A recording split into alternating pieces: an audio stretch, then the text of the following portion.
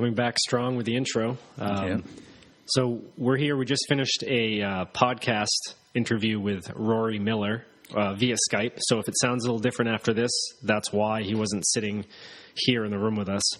But it got pretty interesting. And yeah, it was good. Rory, if you've never heard of Rory Miller, he's an author and a violence and behavior expert and instructor. He's got a vast array of knowledge when it comes to violence, and certainly doesn't talk about just learning how to fight. He talks about all aspects of violence, and it's really quite fascinating. Right, and the reason why we wanted to have him on and how this relates with Exist Anew is we think it's important to recognize all aspects of human nature, whatever that may be. And as much as some people want to deny it, humans are violent in nature. Obviously, some or at least have that potential. Have that potential, right? And some far more than others, and that's what I was getting at. And learning to understand why that may be is important. And we've talked before with Jay Jack about this. And Aaron saw the opportunity, and he agreed to come on with us, and it was actually a great conversation. Yeah, so I found Rory listening to the Joe Rogan podcast when Sam Harris was actually a guest on there, and I checked out his website, and Rory's made some contributions to that I thought were really interesting. But it led me to a book that Rory wrote called Meditations on Violence, a comparison of martial arts training and real-world violence. Available on Amazon. It is, and as well as all of his books. But this book, really stood out to me. The reviews on Amazon are tremendous. It's highly regarded. It's won a number of awards, and it's something that I really recommend people check out. Right. Very interesting gentleman. He spends most of his time figuring out things that most people don't want to think about. So sit down for a bit. This isn't very long. It's only about a half hour long. And listen to what he has to say. And right now we'll just kind of direct you to his website. Yeah, we want to let you know that you can find him it's called chirontraining.com, and it's spelled CHIRON training.com. Rory also has an accompanying blog you can find it at chirontraining.blogspot.com. He has a number of other books and DVDs that you can also find on Amazon. And he also does seminars teaching people how to deal with violence in all its aspects. And we highly recommend you check out his work. Yep, and stick around for the end, because we definitely tie this in to the society as a whole, and we kind of question what role does violence play and where we're going, where we've come from, and where we are at this present time. So coming up is the podcast with Rory Miller, author and instructor. And Enjoy. I think we're ready to roll. Yes. So this would obviously be following an introduction that we'll do separately to all your work. But in addition to that, we were wondering if you could tell us a bit about your background and sort of why you came to be an author and teacher to help others understand and prevent violence. That was never the intention. I became an author accidentally. I'd spent a lot of time around criminals, a lot of time in martial arts. About 17 years. No, let me get the time frame. Mm-hmm. I've been studying martial arts since 1981. I've been working in a jail since 1991. About 2002, I had a really bad year. It was one of the few times where I ever had issues. Up until that point, fighting wasn't a big deal. I didn't take it home. But that year, I was working on a case that we still can't really talk about, where what the media was presenting was so wrong. And you couldn't just sit there and say, that's not what's... Don't be nice to those people. Those are the bad guys. Right. And delivering a crack baby in reception. And a rubber bullet that was supposed to be just a rubber bullet, but blew a hole in a guy as big as your thumb. Oh, and geez. And for the first time, it wasn't settling. Everything else I'd ever dealt with, I didn't think about it. Mm-hmm. And this one kept welling up. So on one level, I had that. On the other level, to finish that, I started writing about it to get it out of my head. I was tired of poking at it in my head. I wanted to poke at it outside my head. At the same time, I was asked for the first time to do a seminar. And as I'm sitting there talking to a group of really, really experienced, really, really good martial artists, I realized that they didn't even know what I was talking about. They didn't know that there was a difference between a fight and an assault. They didn't know that things happen in legal context. They didn't know that, a certain percentage of what they're training was a crime. I mean, all self-defense is a crime. The difference is the justification, not the technique. Yeah. And I realized that I had been living for a long time in a world that the people that train at it and are hobbies at it don't really comprehend. So I started writing what I thought was going to be a really small list of stuff that I wanted my students to know if I ever promoted them to black belt. I sent it to a couple of people, including Chris Wilder, and Chris Wilder on his own and without my permission sent it to a publisher. Wow. And that's how I became an author. Wow. It's quite the story. Are there any hard feelings about that? Or you kind of, now that time's passed, it's fine, or? No, even at the time, it was like being pushed out of a nest. Right. Because I could have turned down the contract, I could have walked away from it, but it was. There's no hard feelings. That sometimes there's some stuff that you absolutely need to do, or someone can see clearly from outside that you absolutely need to do it, and you don't see it. Mm-hmm. And when they push you, they aren't being an enemy at all. They're being a better friend, and that's what you should be as an instructor, for what it's worth. Yeah, interesting. So you talked for a moment there about the difference between a fight and an assault. And that's one of the things that really stood out to me in your book, Meditations on Violence. Can you speak a little bit more on that? And maybe to tie in, one of the things that I really liked reading your book was you talk about this story that we tell ourselves that's not really based in any type of objective reality. And maybe how does that affect our understanding of martial arts, violence, and maybe even life? God, you ask big questions. All right.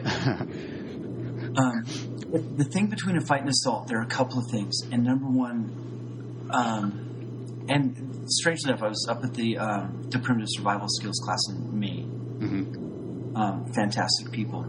I was up there with Toby Cowern, who does the Tread Lightly Self-Defense. The first time these two schools have gotten together. And Toby does survival, wilderness survival, emergency survival. And the main school does primitive survival skills. Mm-hmm. And one of the things that really hit me about the difference between those two is that the primitive survival skills are all in a choice.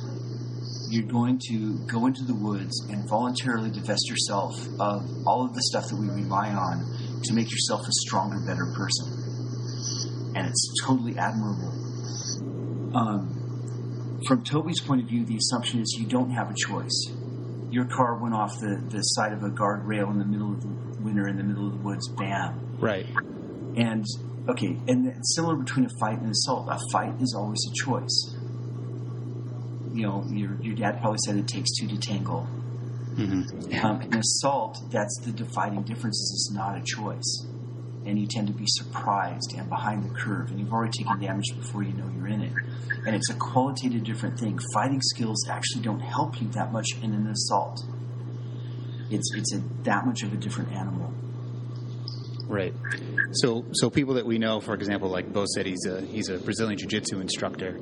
And a lot of times people, they find one particular system and the instructors or the school or maybe even the person just comes to the realization that, this is going to help me through everything. And really what they're actually envisioning is more of a fight of specific skill sets in a specific situation where their actual martial art would work perfectly. And you're saying that's not the whole picture.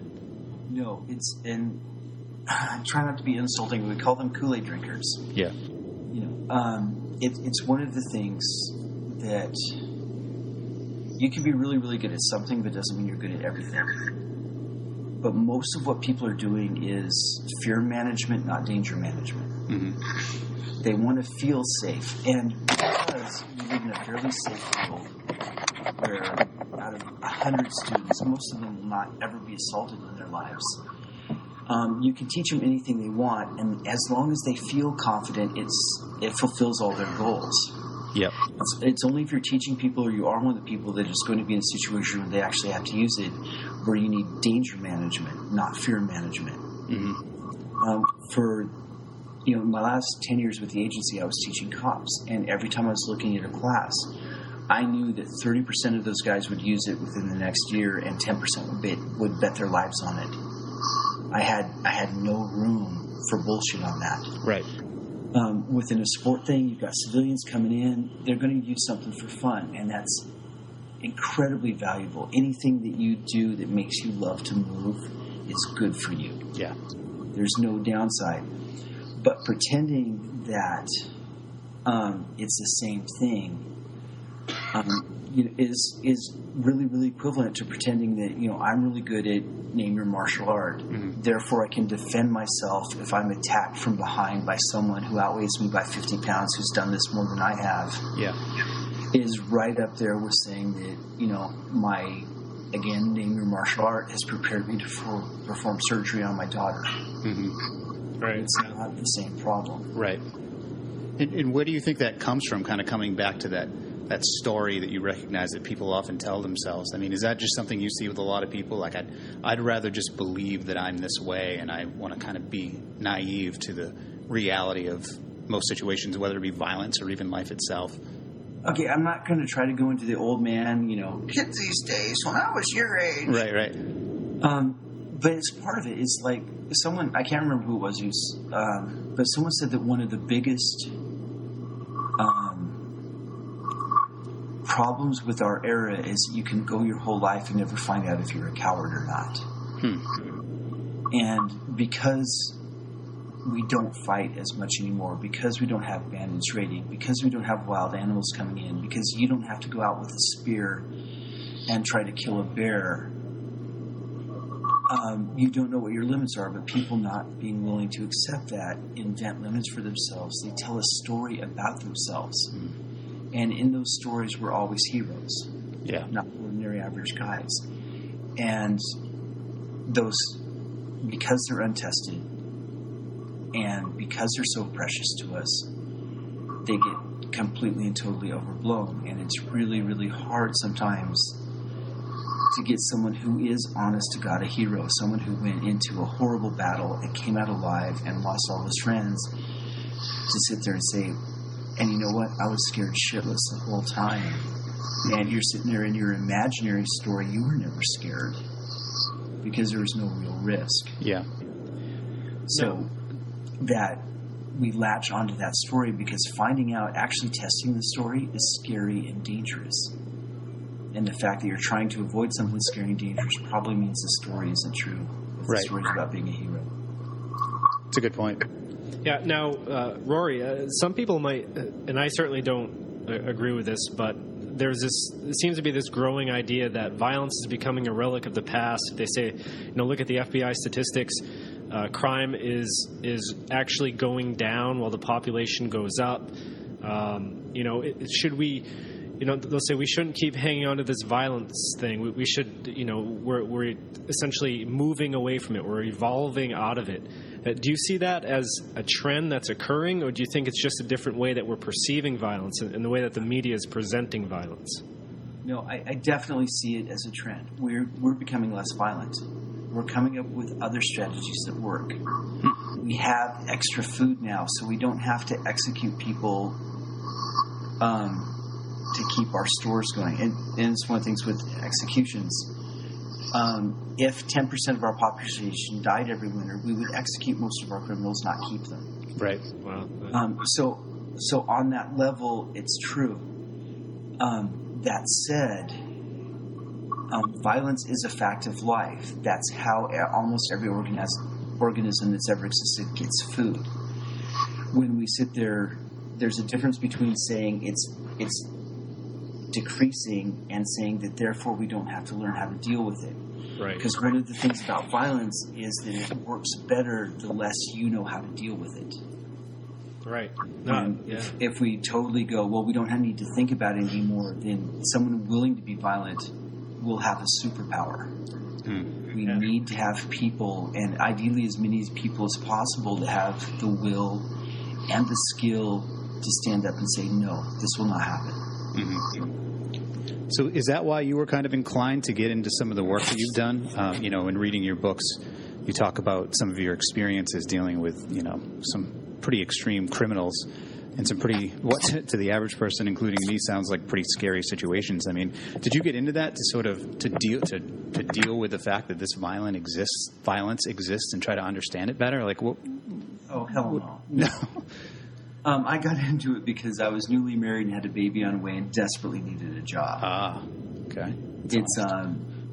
And it turned out to be a good fit. That was it. But no, I wasn't, I'm some monk on a spiritual quest to try to fully understand something. It's like I had a family to feed. Mm-hmm. Gotcha. Yeah. There's more in that question, but that's the basics. Yeah. Yeah. No, that's cool. Yeah. So I guess building on that, are we starting to lose something? I guess, are we starting to lose something from our character? What does it say about, like you said before, we don't have a rite of passage anymore to become from, children to adults. We don't have to deal with these incredibly stressful situations. So that being said, is there an extreme benefit to actually having violence in society? I mean, obviously, if you look at it case by case, it's horrible. But if you look at it in the broad spectrum, is there an actual need for the human species to deal with violence?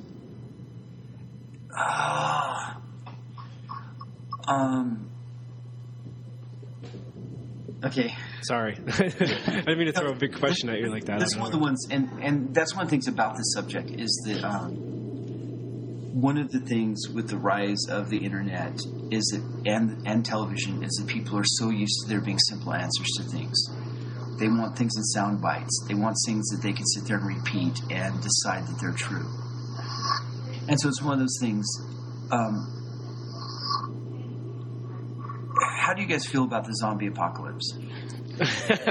I don't know. I mean, I've progressively thought more and more about, if nothing else, in like some type of economic societal collapse. I think that is something that. No, now you're being all logical. That's crazy. But the idea of a zombie apocalypse, when you hear that word, when you think about it, do you think, how freaking cool would that be?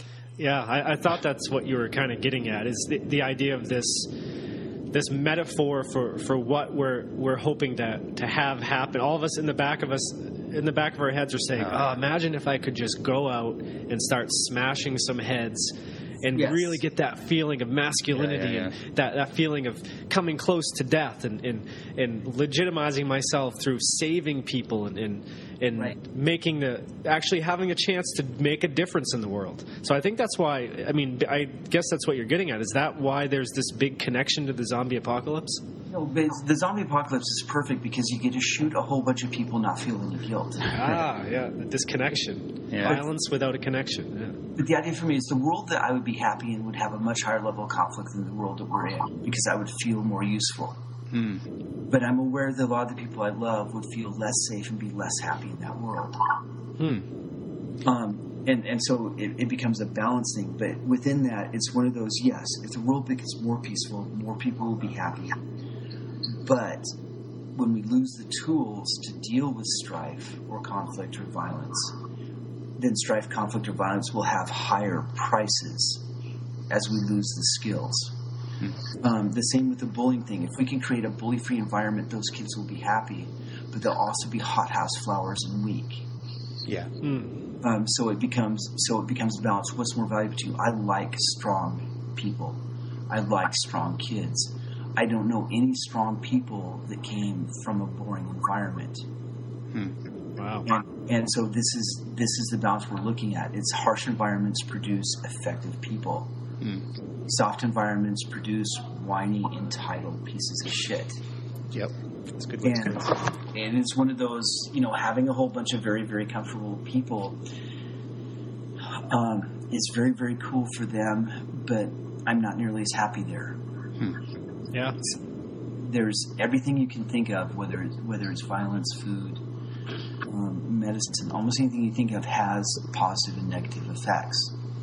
If we were to solve the problem of hunger, and everyone were to be healthy, how fast would the population skyrocket? And if there was a crash, how horrible would that crash be? If the world had 9 billion people or 12 billion people instead of 6 billion people. Mm-hmm. Everything has those kind of payoffs. Yeah. So with that, I mean, are you kind of suggesting that maybe we're out of balance, that there's just way too much comfort and that's allowed for our population to become excessively high and it's just natural that something else needs to keep us in check at some point? This is going to sound weird. I don't think it's possible for us to be out of balance. It's just different types of balance. In the same way that evolution can't stop. Yeah. It's not necessarily selecting what it used to select for. So there are things that I prefer. There are things that I think are higher value. There are things I think are incredible. I like smart people. Evolution does not like smart people. I know this because most of the smart people are only having 2 kids or less. Huh. Yeah, that's an really interesting outlook there. Yeah, so it's one of those, because I think something makes sense doesn't mean that Darwin thinks it makes sense. Yeah. And this is, this is a constant. You can't work around that. I guess maybe in the short term, evolution likes people that doesn't like people that only have 2 kids or less. But in the long term, if people just continue to populate excessively, then it might do something much more drastic in opposition to that. That's what we're telling ourselves. But if the next generation looks more like the people that had 8 kids and less like the people that had 2, that's what evolution is. That's what natural selection is.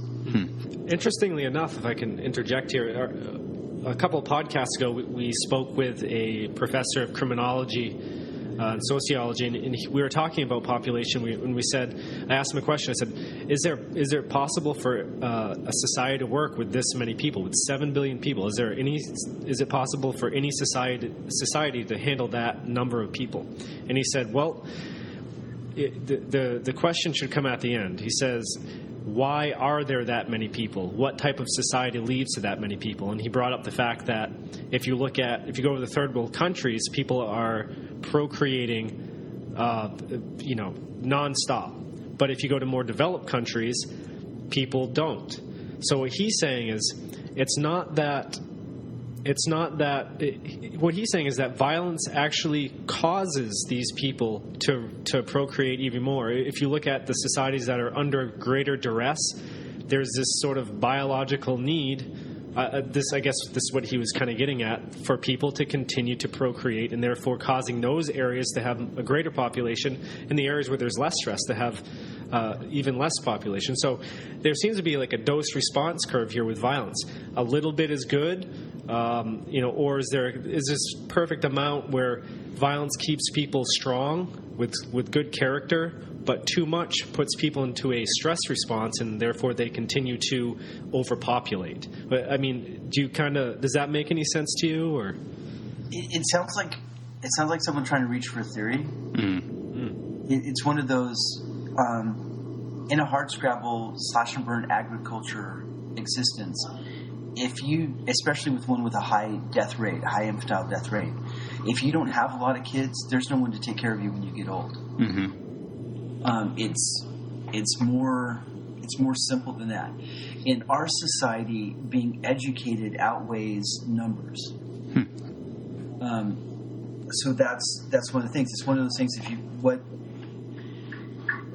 you're living in the jungle by slash and burn agriculture, what is a PhD going to do for you? Sure.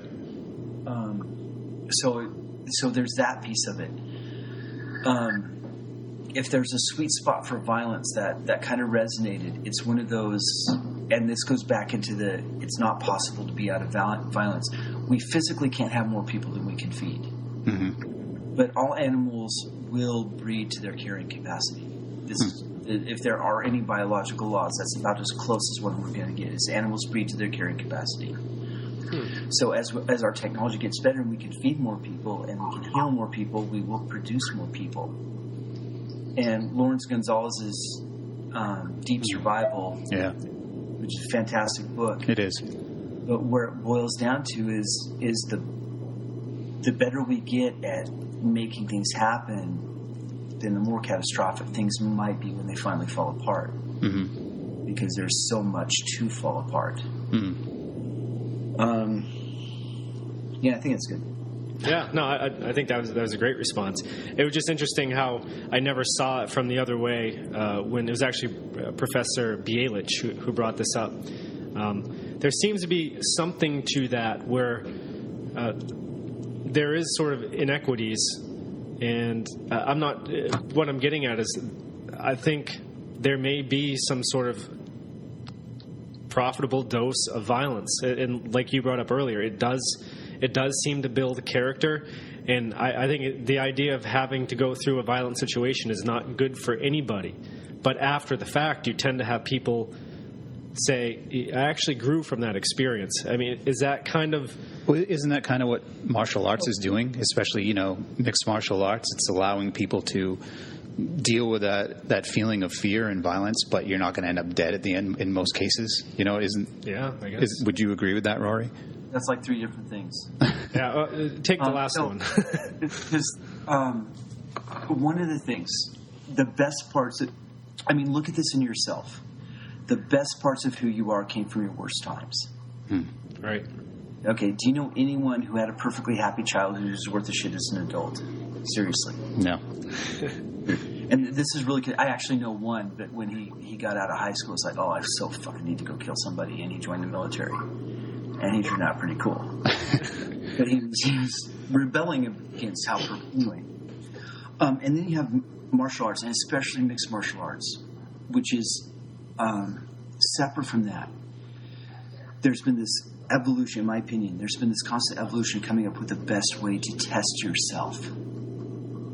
And the things that are valuable to a young man to test himself: strength, speed, strategy, ability to think under pressure.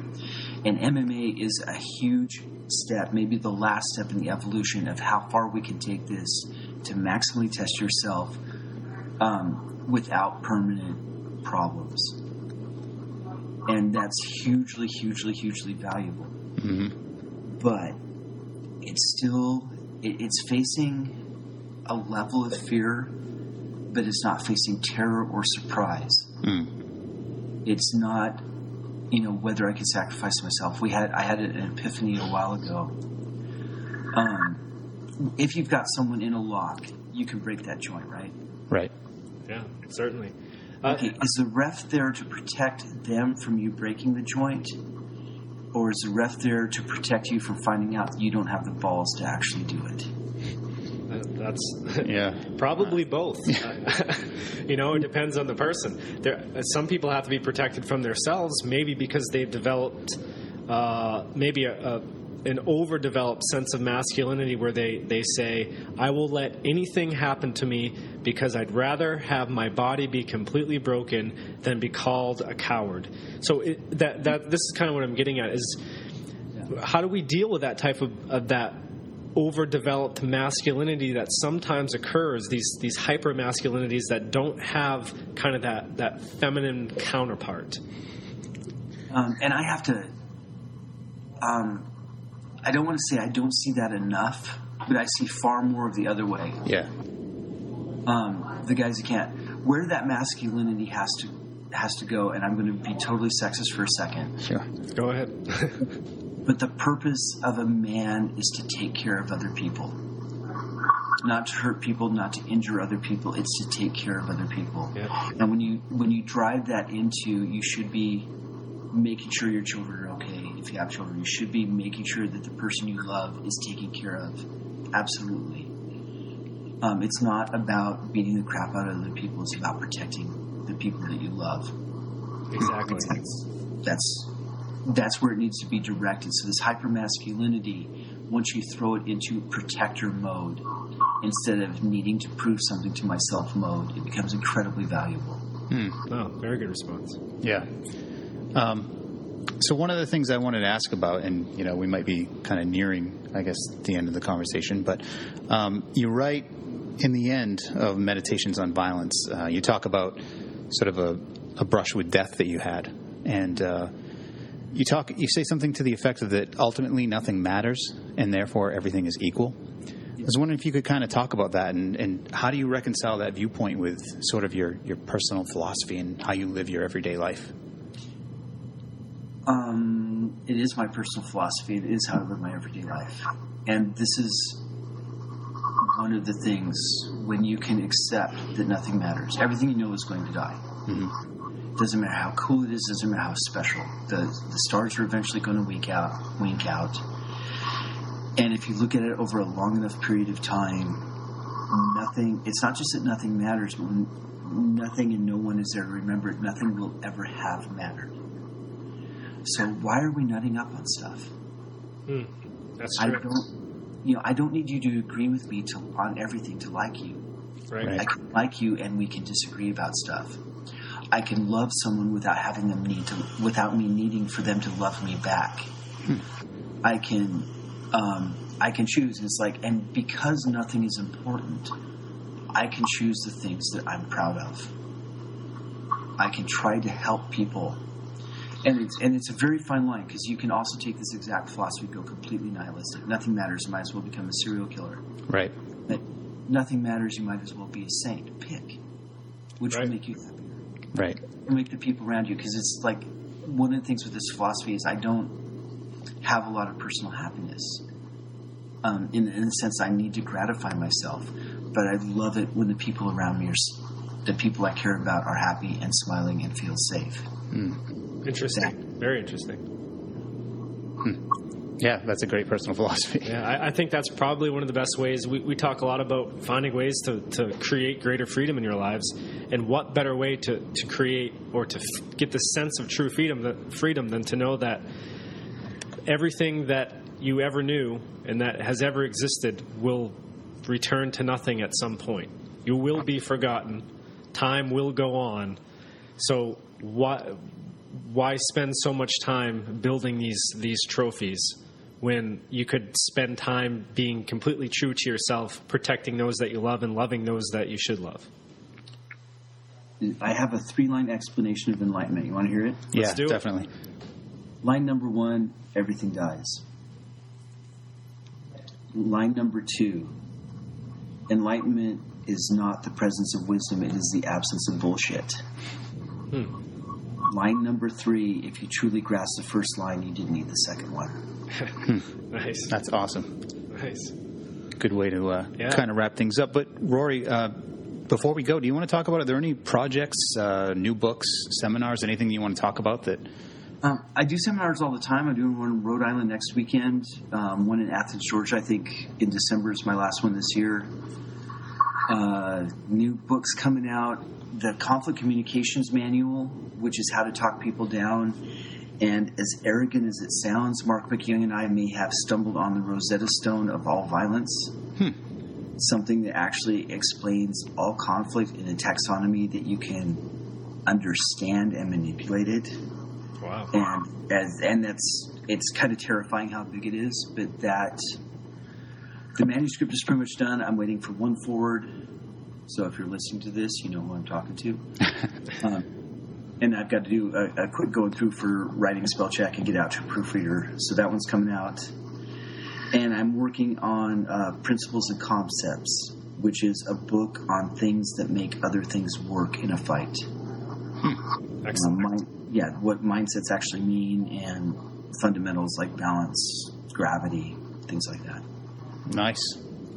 We'll be happy to help you promote those works, and we'll definitely we'll link up all the information on how people can find you, how to check out your work, and Meditations on Violence, a comparison of martial arts training and real-world violence is the first book that I read, and I highly, highly recommend it. It's got a number of really positive reviews on Amazon, so I encourage people to check that out as well as Rory's other work. But let's not waste his time. We're going to do this in the beginning anyway. Yeah. But anyway, Rory, we really want to thank you for coming on. It was definitely a very informative conversation, and we appreciate it. Thank you very much, and thanks for putting up with the name.